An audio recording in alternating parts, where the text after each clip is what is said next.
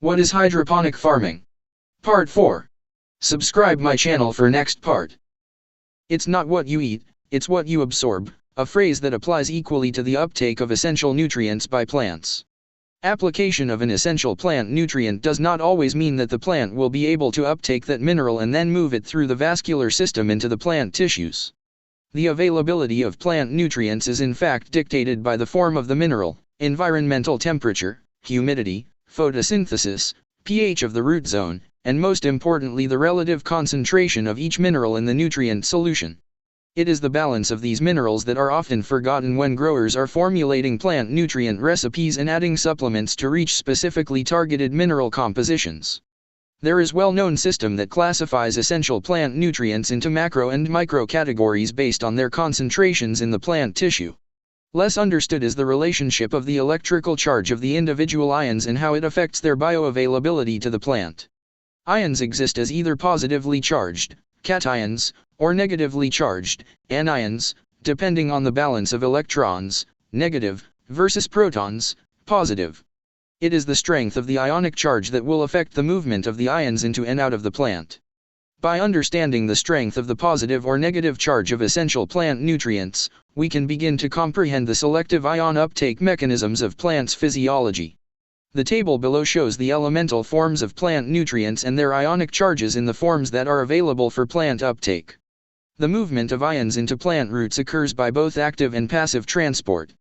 Passive transport means that the ions are carried with the uptake of water into the plant without energy from the plant. The water movement factors that affect passive transport are temperature, humidity, photosynthesis rates, the concentration of ions in solution versus within the plant cell, and plant transpiration rates based on the stage of growth. Active transport requires energy from the plant and ion movement is determined by competition between ions based on their individual charge.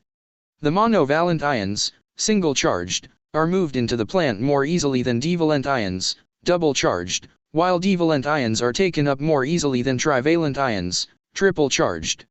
This means that the plant will accumulate more potassium, a monovalent ion, than calcium and magnesium, divalent ions, due to the difference in their charge. Plants typically maintain a negative interior, inside the plasma membrane, relative to the exterior. The slightly negative state of the cell interior and the environment must be maintained and, thus, is related to ion uptake.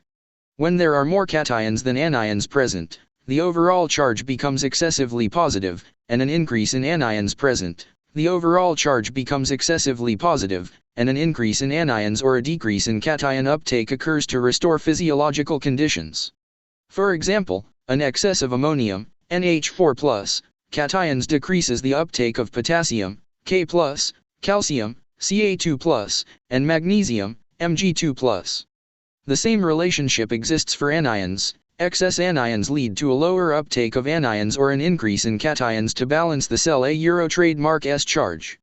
If nitrate, NO3, is the major anion in excess, then the uptake of cations such as potassium, K+, calcium, Ca2+, and magnesium, Mg2+, will increase to compensate for the overall negative charge caused by excess nitrate levels. Many growers give themselves labels based on the types of inputs they use in their farms, often referring to strict organic practices or sterile, mineral-based hydro. Perhaps you are the type of farmer who avoids chemicals or only uses organics, but can you define these terms? What makes something truly organic? Every grower should understand what they put into their farms and why. What is a chemical? When we use words like chemicals or chemistry, we are simply referring to the study and use of elements from the periodic table. The elements found in the periodic table are the basic atoms that make up everything on this planet and many chemicals that exist in the natural world. All plants produce chemicals throughout their life cycle. In an organic farm, we rely on microorganisms to convert organic matter into chemical forms that are taken up by plants. Chemicals can originate from natural sources. In some respects, organic farming is a natural way of feeding chemicals to plants. So, the next logical question: what is organic? Chemists and physicists will tell you that nearly any compound containing carbon is organic, whether that compound is natural or not. The truth is many natural substances are not organic. For example, certain types of naturally occurring rocks are crushed to make fertilizers that contain inorganic phosphorus. Those rocks are technically inorganic, even though they were mined directly from the ground. Many farmers and agricultural professionals use the word organic to describe fertilizers and plant products that are derived exclusively from plants and animals, manure, kelp, bone meal, etc. By that definition of the word, organic growers cannot use inorganic substances, even if they occur naturally. One thing to keep in mind, many organic farm products contain inorganic salts. Two popular examples are bat guano and seaweed extract. Because these are derived from animals and plants, they qualify for organic farming. However, the lab analysis shows a dash of inorganic material included in the final products. Confused yet? What are minerals? The periodic table contains, among other things, the 17 elements required for plants to live: carbon, hydrogen, oxygen, nitrogen, phosphorus, potassium, calcium, magnesium, sulfur, boron, chlorine, copper, iron, manganese, molybdenum, nickel, and zinc. Many scientists and university studies give evidence that silicon should be added to that list as well. Minerals occur in nature, but they are not sourced from plants or animals. These minerals may come from crushed rocks, or they may be generated in a lab via chemical processes. When looking at basic elements and minerals, there is no difference between the crushed rock form and the laboratory derivative. It may take millions of years to accumulate rock formations, which then have to be mined and pulverized, so the laboratory version is much faster.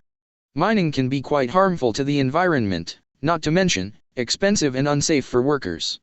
Depending on the specific element, one method may be better suited than another for obtaining these minerals with the least environmental and budgetary impact. In recent years, there has been increased discussion regarding the use of high-quality or low-quality minerals in plant foods. The real difference in quality can be determined by the level of contaminants in the final product. Pure, uncontaminated elements are the same, regardless of the source.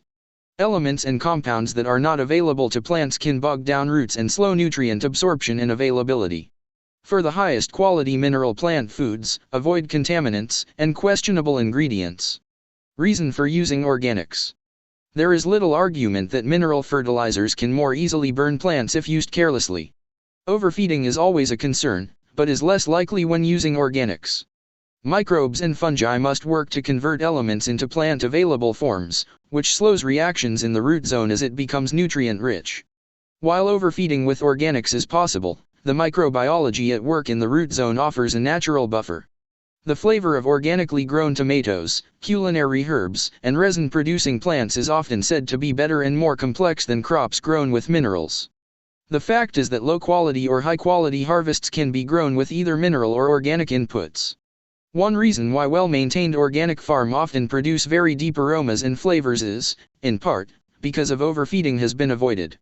Reason for using minerals. We live in an age where plant chemistry and biology have been analyzed to an exacting degree. Scientists have discovered which elements are taken up by plant, and the specific ratios required for optimum performance. Many nutrient formulations can be made using highly available forms, allowing plants to absorb them right away. This process can lead faster growth, bigger harvests, and increased quality. Many hobby farmers grow delicious tomatoes in their backyards, using mineral salts from the local farm center.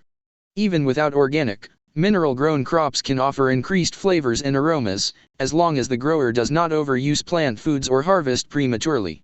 Attention to detail is required when using mineral fertilizers, and there is no need to sacrifice quality by overdosing plants.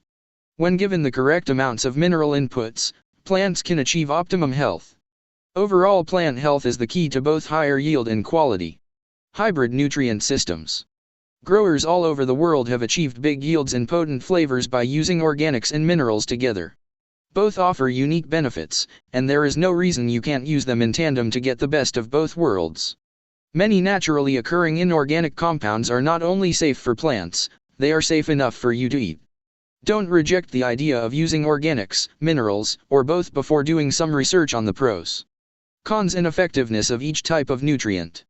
What are you feeding your plants? Not every farm product should be assumed to be safe or effective. Learn about the elements your plants require and the additional organic inputs that offer increased quality. With a little bit of knowledge in high-quality plant nutrients, whether organic, mineral, or both, your farm will flourish. The more you know, the better you can grow.